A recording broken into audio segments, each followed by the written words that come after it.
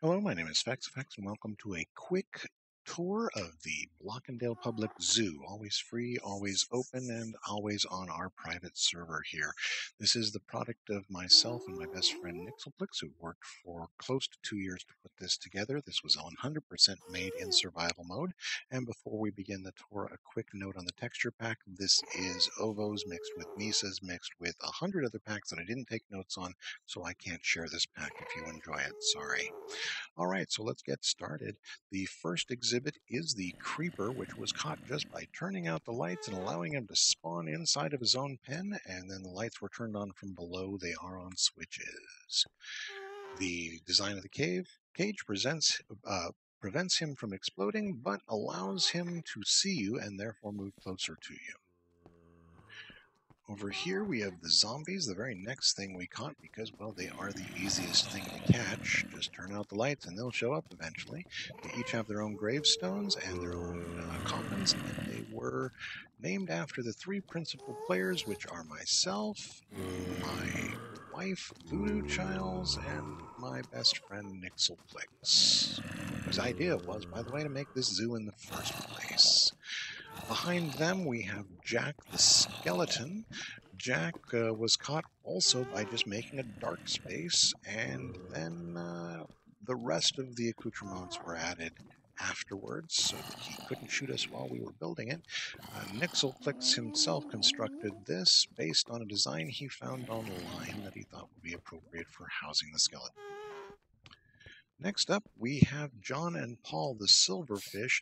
They were imported inside of their own block, utilizing a piston to push that block all the way from bedrock level to here from the mountains that are off there in the distance underneath that creeper statue.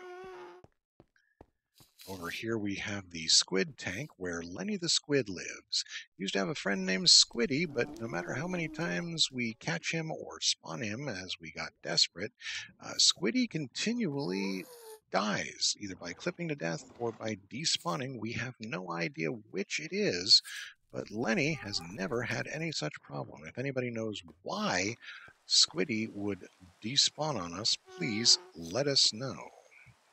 Let's go ahead and get rid of that weather because, well, it's prettier when it isn't raining. Okay, and before we do that area, we're going to go over here. This is Brunhilde. Brunhilde is a swamp witch, and we built her a nice little cabin and a faux swampy area. There she is off in the distance. We'll probably get a better look at her later, but she wanders around there all day. You can never tell exactly where she's going to be. Next up, we have the dreaded spiders exhibit, which is going to soon be expanding to include a poisonous spider. But meanwhile, we've got some regular spiders. We've got three of them, Boris, Natasha, and Charlotte, living here in this faux mine shaft that we built for them. Up through here, we emerge again into the mushroom exhibit, where we find Portabella and Cremini enjoying the sun. This area, they were brought by leash all the way from a mushroom island that's about 6,000 units away from here. They were pulled through the nether. Long, boring journey.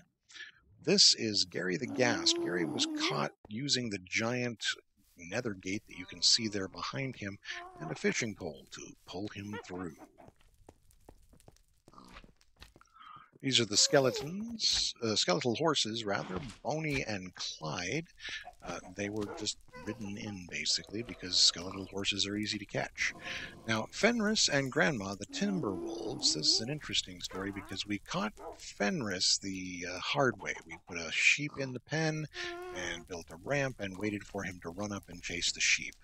But Grandma spawned naturally, because this happens to actually be a taiga that they are in. So that was a rather fortuitous thing that we then name tagged Grandma, and that's where she came from. Here's Goober the Slime, the entire reason for this video. We don't know why, but he keeps escaping. We can't figure out how to keep him in. We've tried all manner of things, and we have no idea why, but he keeps clipping through. He is the only creature, other than the mysteriously vanishing Squiddy, he's the only creature we've had any problems housing. Down here are the newest additions. As you can see, we're still expanding. The newest additions to the zoo, which are the polar bears, and they are named Bjorn and Ursula, and they're hiding out in their cave right now. Usually they like to play in the water. You see the waterfall from the back half of the squid exhibit, and you can actually see Lenny in there swimming around. And let's see if we move this way. Over here next to Gary the Ghast, we have Murray the Magma Cube here in the as yet unfinished portion of the zoo. Murray was caught by another nether gate, just like several of the creatures from the nether were caught. And he is given no problems like Gary Goober the slime has. Under here we have a little faux nether, and within it we house our blazes, Barry and Wally. They were lured through using fishing poles as well. Up here we have Bones the Wither skeleton. He will just chase you, so he was easy to pull through the nether. And then our final nether creature, we have Arnold, Porky, and Wilbur, the zombie pigmen. And that concludes our tour. I hope you enjoyed it, and have a nice night. My name is Vexifex. Goodbye.